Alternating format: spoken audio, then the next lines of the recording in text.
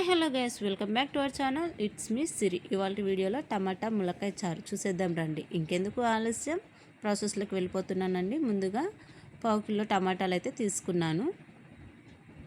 అవి మంచినీటితో శుభ్రంగా కడిగేసుకొని ఒక టమాటాను 4 భాగాలుగా కట్ చేయండి. చూస్తున్నారు కదా, ఆ విధంగా అయితే కట్ చేయండి. టమాటాని కట్ చేసి ఇప్పుడు అందులోనే వాటర్ అయితే వేసేసుకోండి. టమాటాలు మునిగే వరకు వాటర్ అయితే వేసేయండి. అందులోనే ముందుగా కట్ చేసి పెట్టుకున్న ములక్కాయలు అయితే వేసేయండి. కొంచెం అంతా పసుపు వేసుకోండి.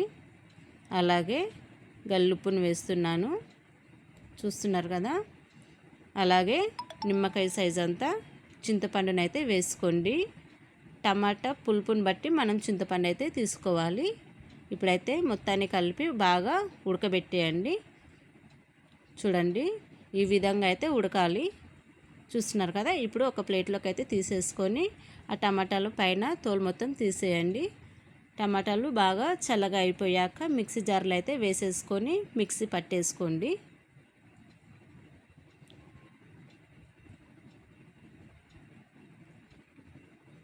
చూస్తున్నారు కదా, మిక్సీ అయితే పట్టేశాను. చూడండి, మెత్తగా పేస్ట్ లాగా అయితే వచ్చేసింది కదా. ఇప్పుడు 4 నుంచి 5 వరకు కచ్చా పచ్చగా ఎల్లిపాయలు అయితే దంచి పెట్టుకోండి.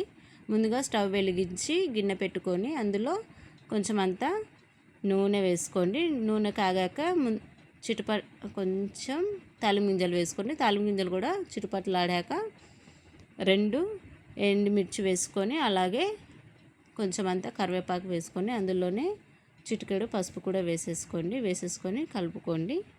ఇప్పుడు ముందుగా పెట్టిన ములక్కాయలను కూడా అందులోనే వేసేసి టమాటా పేస్ట్ పట్టాం కదా, అది కూడా వేసేయండి.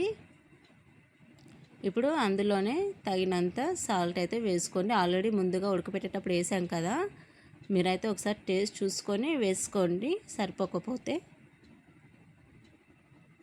చూసారు కదా. ఇప్పుడు అందులోనే 2 స్పూన్లు నేను రసం పౌడర్ని అయితే వేస్తున్నాను. వేసుకొని బాగా కలపండి. వాటర్ అనేది నేను ఆల్రెడీ ముందుగా టమాటాలు ములక్కాయలు ఉడకపెట్టిన వాటర్ ఉంటుంది కదా, అదైతే ఎట్టి పరిస్థితుల్లోనే పడేయకండి. ఎందుకంటే అందులోనే ములక్కాయ ఉడకపెట్టిన ఫ్లేవర్ ప్లస్ టమాటా ఉడకపెట్టినది వాటర్ అంతా అందులో ఉండిపోతుంది కదా. సో అదే వాటర్ అయితే వేసుకోండి. చూసారు కదా.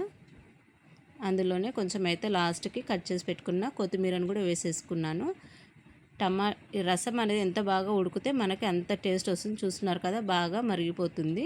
అంతే అండి, ఎంతో ఈజీగా టేస్టీగా చేసుకునే టమాటా చారు. ఇందులోకి ఫ్రై ఏదన్నా ఉంటే చాలా బాగుంటుంది. అంతే అండి. ఈ వీడియో కనుక నచ్చితే మీకు లైక్ చేయండి, షేర్ చేయండి, కామెంట్ చేయండి, సబ్స్క్రైబ్ చేసుకోవడం మాత్రం మర్చిపోకండి.